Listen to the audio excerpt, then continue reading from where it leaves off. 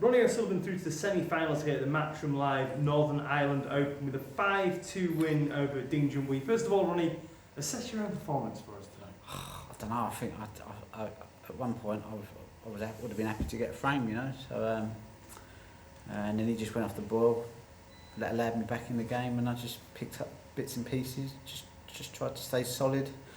Just tried to capitalise off of whatever chances I got and play good safety if I could. Missed a few balls, but it is what it is, I suppose.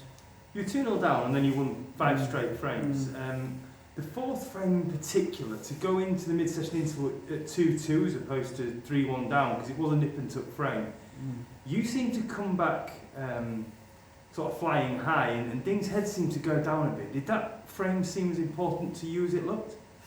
No, they're all important, really. You know, you just have to win as many frames as you can and try and not lose frames. You know, so and just keep your head down and try and not look for the winning line and stuff like that. So listen, I make it hard for myself. I missed a few balls early on, left them in. I don't pot as well as I used to. I miss a few balls, but that's just a natural thing as you get a bit older. And happened to Hendry, happened to Davis, it's happening to me, it's happening to Higgins, happening to Williams. You just have to find ways to sort of accept that that's what happens to everybody, but then there's the other sides of the game that you can hold on for a bit longer. It's like a boxer, the last thing to lose is his punch. Might lose his speed, might lose his fitness, might lose his legs. But they have that punch, that if they've got a good one, that can always give them a chance. And I kind of have that with snooker. I've got something there which I think will stay with me for a while, which will allow me to at least apply some pressure to my opponent and at least allow him to think a bit about me as well and think, well, Ronnie, does bring something to the table. Yeah, might not be potting balls as well as I did, but it's something, if you know what I mean. Yeah, it's funny you should say that. Tonight there was a few times where you could have taken on a long pot that normally we're used to seeing you take them on, and you took a more defensive option.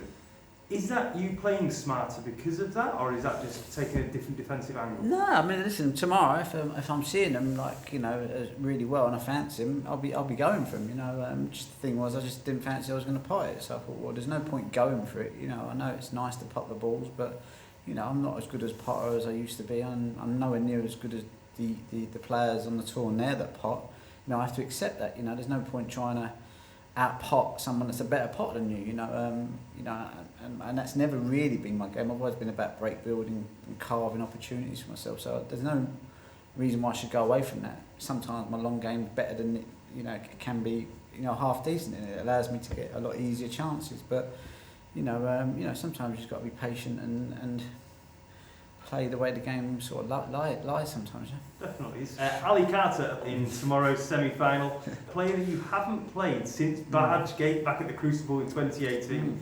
Ali spoke to us earlier on. He said that you did apologise to him after that and sort of things settled down. What's your take on it? Are we expecting more fireworks tomorrow? I didn't apologise to Ali, and I didn't apologise to Mark Allen either. I just said, look, let's move on. Let's not hold any grudges over. It is what it is. I still feel like I was in the right on both occasions. So that apology that they say that I said was definitely not an apology. It was more like, let's just move on, and it was what it was, and it doesn't really matter. I've got to see you around Tormshire, you've got to see me. We might as well say hello to each other. So it was like, let's break the ice, and we're not boxers, we're not enemies. It's just a game with sticks and balls. I'm happy with my life, you're happy with your life. Let's just be friends. So let's all be friends, and good luck in tomorrow's semi-final, Ronnie. Cool, thank you. Cheers, thank you.